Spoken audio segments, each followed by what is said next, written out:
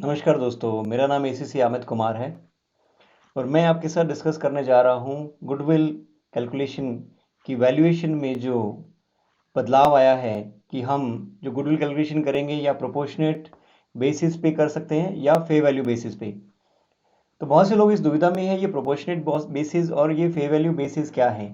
तो इसका सीधा सीधा नाता वैल्यूएशन ऑफ एनसीआई से है।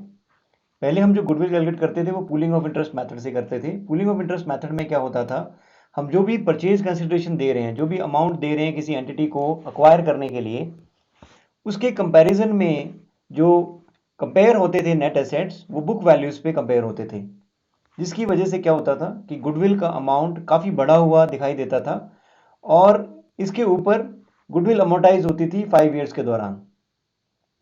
तो पहली बात तो ये होती थी कि जो भी परचेज कंसिडरेशन हम दे रहे हैं वो कंपेयर होती थी book values of net assets, और जो डिफरेंस है वो सारा का सारा गुडविल में रिकॉग्नाइज हो जाता था। दूसरा ये था कि ये वाली जो गुडविल है जो रिकॉग्नाइज होती थी परचेज्ड कंपनी की बुक्स में, वो अमोर्टाइज हो रही है 5 ईयर्स के दौरान। अब यूजर्स ऑफ फाइनेंशियल स्टेटमेंट्स या अकाउंटेंट्स ने ये सवाल खड़ा कर दिया कि जो रेपुटेशन मैंने खरीदी है वो 5 साल के अंदर कैसे खत्म हो गई, या जो इस एंटिटी ने कमाया काफ़ी सालों की मेहनत के बाद जो नाम कमाया वो 5 साल के दौरान कैसे अमोर्टाइज में कर दूं। तो फिर एक बहस छिड़ गई कि गुडविल की वैल्यूएशन में जो नेट एसेट्स हम कंपेयर करते हैं वो fair value of net assets होने चाहिए। अब fair value of net assets होने चाहिए तो गुडविल जो कैलकुलेट होने लगी वो परचेज गुडविल के तहत कैलकुलेट होने लगी। अब जब ये बदलाव आया तो उस दौरान क्या हुआ, वैल्यूएशन ऑफ एनसीआई अभी भी proportionate share of net assets पे वैल्यू हो रही थी। तो जो गुडविल थी वो सिर्फ पेरेंट की गुडविल मानी जाती थी, क्योंकि पेरेंट अक्वायर कर रहा है, पेरेंट खरीद रहा है गुडविल। और पेरेंट जब खरीदते वक्त किसी एंटिटी को अक्वायर करता है तो सिर्फ जो हिस्सा बिक रहा है उसी की फेयर वैल्यूएशन होती थी।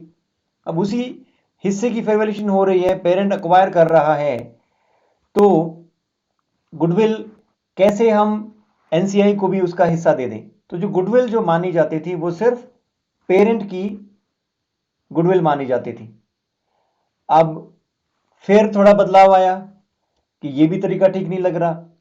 किसी अकाउंटेंट या यूजर्स या जो भी एडवोकेट्स थे अकाउंटिंग, उन्होंने थोड़ा सा और इसमें क्लैरिफिकेशन मांगा कि हमें तो चॉइस भी चाहिए कि अगर हम वैल्यूएशन करें एनसीआई का तो सिर्फ एक ही तरीका ठीक नहीं है proportionate share of net assets, आप हमें चॉइस दो फेयर वैल्यू ऑफ एनसीआई करने का।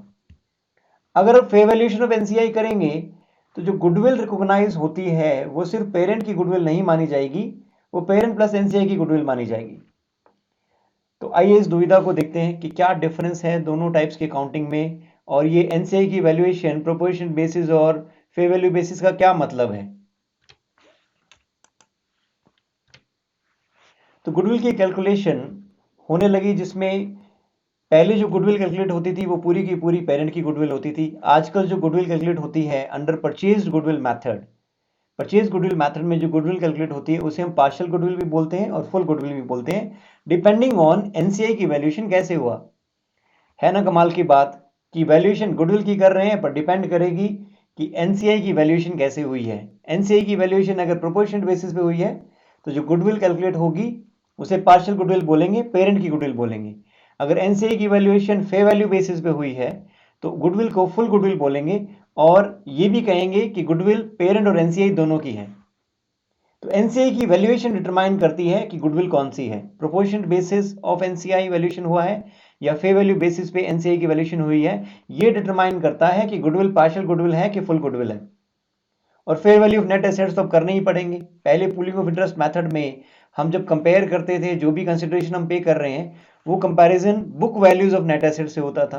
जो एक बड़ा बदलाव आया परचेज गुडविल के रूप में कि हम book values of net assets को परचेज कंसिडरेशन से कंपेयर करने के बजाय हमें fair value of net assets compare करने चाहिए। तो दोनों में फर्क क्या है, दोनों टाइप की गुडविल कैलकुलेशन में फर्क क्या है। फर्क सिर्फ इस बात में है कि हम एनसीआई की वैल्यूएशन कैसे करते हैं। हम एनसीआई की valuation proportionate share of net assets के बेसिस पे करते हैं या हम एनसीआई की वैल्यूएशन फेयर वैल्यू बेसिस पे करते हैं। अब जो मैनर ऑफ प्रेजेंटेशन है वो भी बदल गया है। इस तरीके से मैनर ऑफ प्रेजेंटेशन होगा, हम कहेंगे परचेज कंसिडरेशन हम पे कर रहे हैं, मान लो हम 80% अक्वायर कर रहे हैं किसी एंटिटी का, तो हम 80% अक्वायर करने के लिए कितना पेमेंट कर रहे हैं, हम परचेज कंसिडरेशन दे रहे हैं 80% एक्वायर करने के लिए। तो 20% की कीमत क्या हुई? 20% की कीमत हम कहते हैं proportionate share of net assets है। तो जो भी fair value of net assets of this entity है, जो भी 100% कीमत है इस एंटिटी की, उसका 20% एनसीआई की वैल्यू है। अगर हम इस बेसिस पे कैलकुलेशन करते हैं तो जो गुडविल कैलकुलेट होगी वो पार्शियल गुडविल कही जाएगी और वो गुडविल से पेरेंट की गुडविल मानी जाएगी, क्योंकि हमने एनसीआई की valuation proportionate share of net assets किया है। अब कुछ एडवोकेट्स ऑफ अकाउंटिंग या यूजर्स या जो कह लो जो भी अकाउंटिंग के समर्थक हैं कि फेयर प्रेजेंटेशन होना चाहिए, उन्होंने कहा कि चॉइस दे दीजिए, हमें ये जचा नहीं कि सिर्फ प्रोपोर्शनल बेसिस पे एनसीआई की वैल्यूएशन हो। हम चाहते हैं एनसीआई भी फेयर वैल्यू बेसिस पे हो, क्योंकि जब आप 80% एक्वायर करने के लिए मार्केट की फेयर वैल्यू के हिसाब से कीमत दे रहे हैं और 80% एक्वायर कर रहे हैं, तो इस 20% की कीमत क्यों नहीं फेयर वैल्यू पे मेजर कर रहे? तो हमने कहा कि ठीक है, आप कहते हो कि चॉइस दे देते हैं। उस चॉइस में हुआ क्या कि fair value of NCI measure होने लगा। अब हर एंटिटी डिसाइड करती है कि उनकी कंपनी पॉलिसी चॉइस क्या है। या तो वो प्रोपोर्शनल बेसिस पे एनसीआई की वैल्यूएशन करेंगे, हम पेरेंट है, हम कंट्रोल कर रहे हैं, तो हमारे हाथ में है ना कि हम एनसीआई की वैल्यूएशन कैसे करें। हम डिसीजन लेंगे कि हम प्रोपोर्शनल बेसिस पे वैल्यू करेंगे एनसीआई को, या हम फेयर वैल्यू बेसिस पे एनसीआई का वैल्यूएशन करेंगे। जैसे भी करेंगे ये डिपेंड करेगा या डिटरमाइन करेगा कि गुडविल कौन सी है। प्रोपोर्शनल बेसिस पे गुडविल होगी, partial goodwill, parents goodwill only. पर अब अगर हमने एनसीआई की वैल्यूएशन फेयर वैल्यू बेसिस पे कर दी तो जो गुडविल कैलकुलेट होगी उसे फुल गुडविल माना जाएगा और वो गुडविल पेरेंट प्लस एनसीआई दोनों की होगी। अब इसका क्या मायना है, क्या फर्क है? फर्क ये है कि अगर ये गुडविल इंपेयर होती है, जो कि जरूरी है, हर साल इंपेयरमेंट टेस्टिंग करना भी, अगर आपकी बुक्स में गुडविल रिकॉग्नाइज हो गई है, we will test it for impairment annually regardless of indicators of impairment. हर साल उसका टेस्टिंग होगा, इंपेयरमेंट टेस्टिंग का। तो जब इंपेयर होगी, अगर बाई चांस गुडविल नहीं होती है तो कोई बात नहीं, फिर तो बहुत अच्छी बात है कि गुडविल इंपेयर नहीं हुई। बट अगर बाई चांस इंपेयर होती है, अगर हमारी गुडविल पार्शियल गुडविल है, तो गुडविल तो कम होगी ही होगी, पर पेरेंट की रिटेन अर्निंग्स में इंपेयरमेंट लॉस चार्ज होगा। पर अगर गुडविल पेरेंट प्लस एनसीआई है तो गुडविल तो इंपेयर होगी डेबिट साइड से, credit side goodwill impairment loss का हिस्सा कुछ एनसीआई को भी दिया जाएगा पेरेंट की रिटेन अर्निंग्स के साथ साथ। ये बड़ा बदलाव आ जाता है। This is how we deal with goodwill calculation. You can refer to all our lectures जो कि आपको YouTube पे अवेलेबल होंगे या हमारी वेबसाइट्स पे अवेलेबल हैं। You can refer to them and to learn IFRS और Ind AS in a detailed manner आप हमारे कोर्सेज सब्सक्राइब कर सकते हैं।